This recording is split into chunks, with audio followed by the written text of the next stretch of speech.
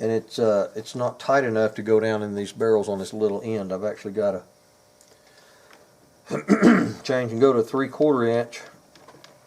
The 3/4 inch is quite a bit smaller than what I need, so I'll have to make multiple passes. And there again, I'm just roughing it out. I'll have to come back by hand and do a lot of hand fitting with this. And then I've also got to mill out where this metal is inletted in there. I've got to mill that out. I'm gonna have to take this one off and look and get some dimensions on how much it's got to come out. I've got an inlet for this spring and all that.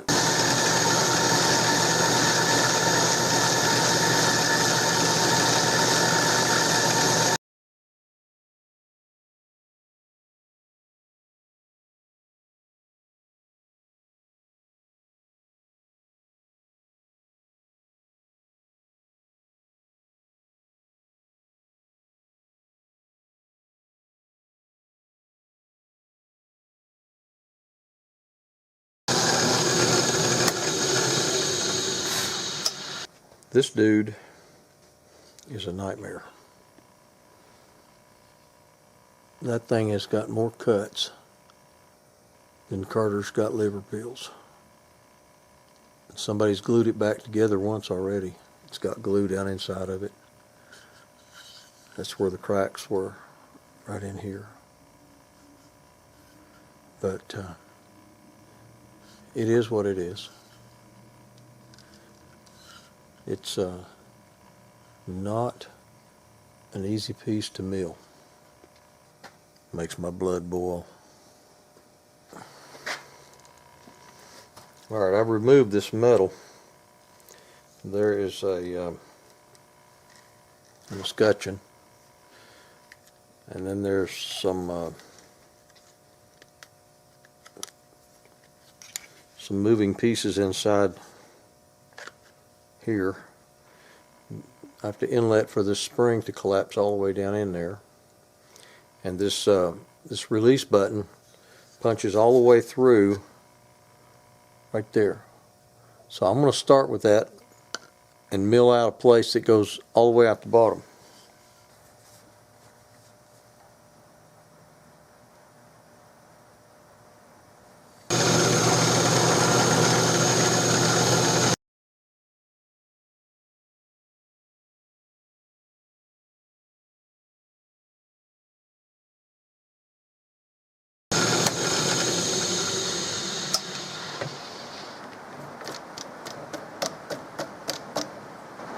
Now I know I'm still in the middle, because the middle of a 1/4 inch is still the middle of a 1/2 inch. This is still in the middle of that. So I can start with the center.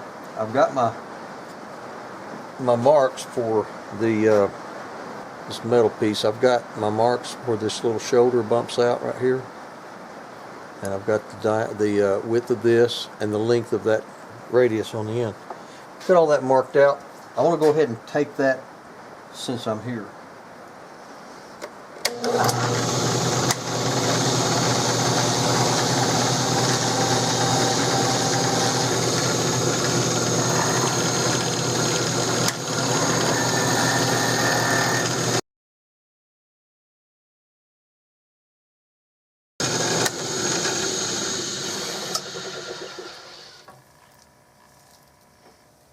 Just for kicks and giggles, I'm going to check and make sure I'm still in the middle. I should be able to measure from this shoulder to the outside on both sides, and it should be the same.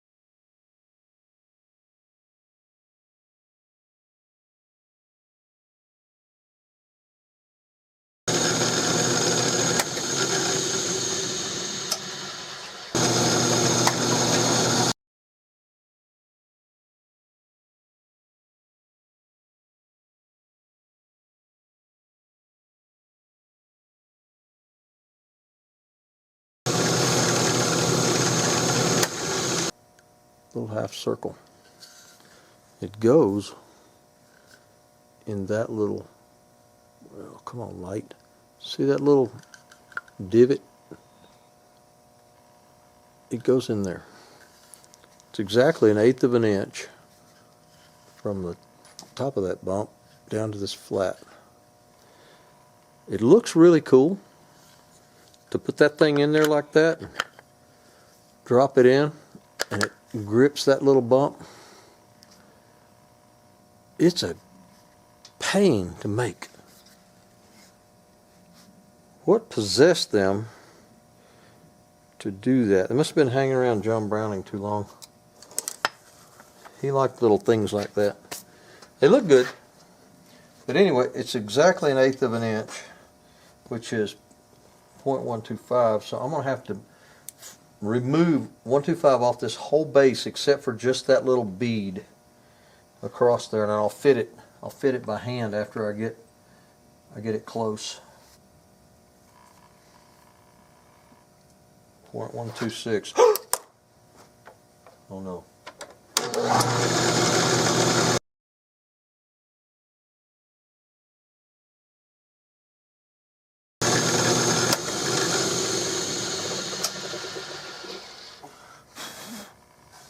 Somehow I got to cut down below there. I guess I could flip it over.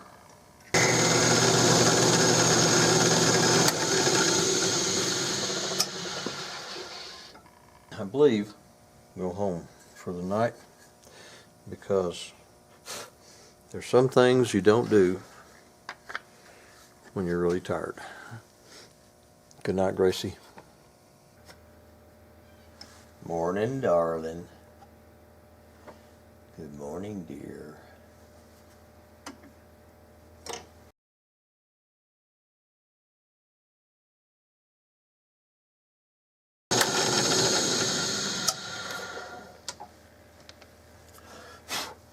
I'm going to taper this flat spot in between the barrels.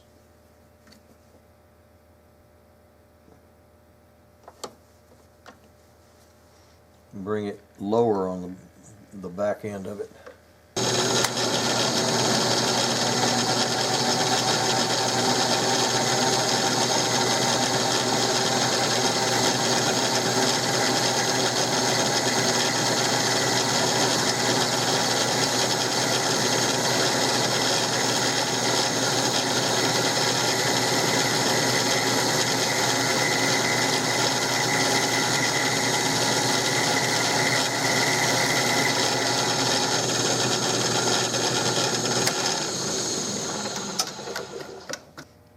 Alright, this next process is extremely time consuming, and I'm going to cut most of it out in the filming.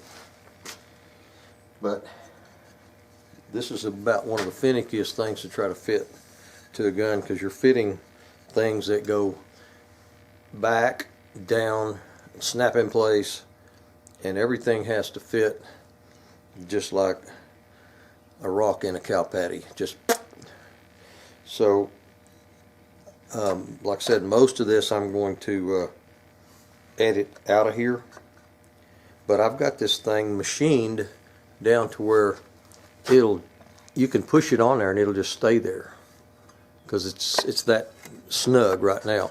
You can see it rocks a little bit, so it's hitting on the sides. Oh, can't see that. It's hitting on the insides on both sides. I've got my milling done for the metal, and now I'm going to smoke this barrel. And I know that the wood, the back of the wood, stops right here at this little square notch in the metal. So I can take this off the action and leave the bottom metal out of it and make it fit this on the barrels. So I'm not going to do much more explaining, just letting you know what I'm doing, just to show you the process of what I'm doing with smoking. That kerosene lamp, I turn it up high enough to produce black smoke. This is a really, really old technique. And you're just applying smoke. You're not making this barrel hot enough to make any difference. It just doesn't get that hot. You're not leaving it there long enough to make a difference. You're just applying soot. Wherever that smoked barrel touches that wood, it leaves a mark.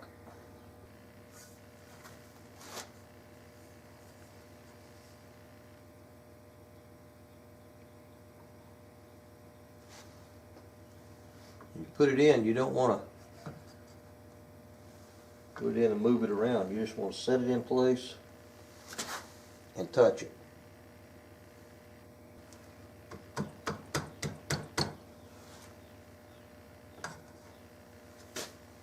This process can take hours, and it really is a fair amount of labor. So like I said, I will edit a fair amount of this out. You start out removing wood with a chisel, and then you'll end up with a barrel bedding tool, and then you'll end up with a little round stick of wood with sandpaper on it. You got to take a very, very small amount of wood off, but if you use sandpaper the whole time, you'll have a birthday or two before you get done.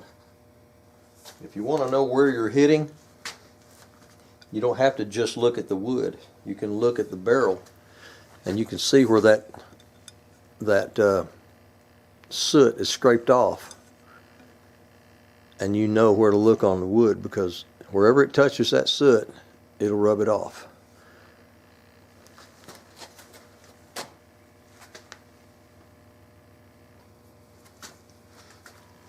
This is kind of a dirty job. Hey, Joe.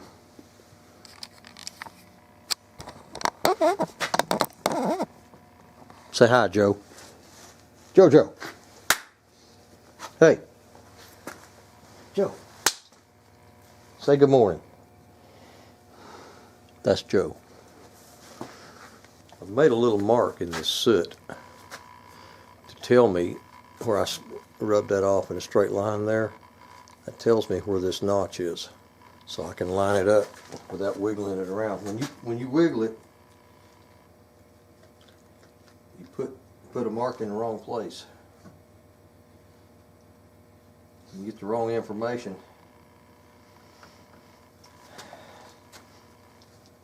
Kind of like watching the liberal news, you know, you get the wrong information, you don't know where you're going after that. I think it's fitting in there a lot quicker than what I thought, and very nicely. Very, very nicely.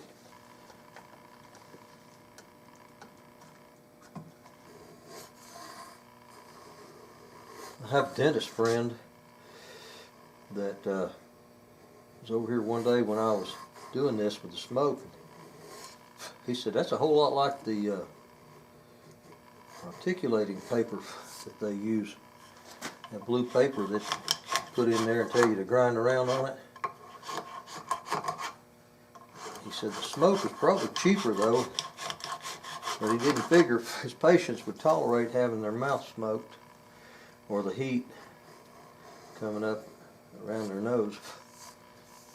So he decided to stay with the paper. You can see that black mark it leaves right in here. I got one on the other side too. It's just in the process of going down, getting clearance to go down there and sit there comfortably. It's a whole lot easier to pull this tool than to push it. My dad used to say that with people when he had a construction company. It's a whole lot easier to pull them than push them.